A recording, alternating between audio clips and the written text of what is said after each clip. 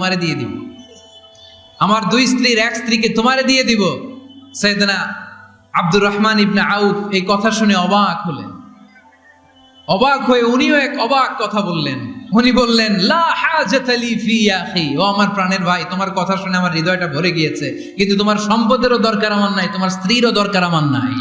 বারাকাল্লাহু ফি মালিক ওয়া লি আহলিক, আল্লাহ তোমার মালেও বরকত দেখ, তোমার সম্পদেও বরকত দেখ, তুমি শুধু একটু কষ্ট করবা। কি কষ্ট?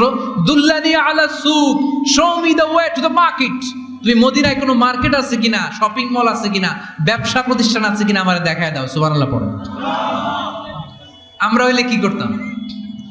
লক্ষ্মীপুরে যারা আসছে এদের একজনকে যদি বলা হয়, ভাই আপনি এখন থেকে লক্ষ্মীপুরের ভাই, আমার অর্ধেক সম্পদ আপনারে দিয়ে দেবে, কি করবে?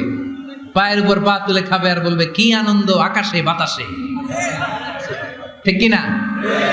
এরপর যদি বলি, ভাই আমার দুই বউ, যেটারে সুন্দর লাগে বলেন তালাক দিয়ে দেই।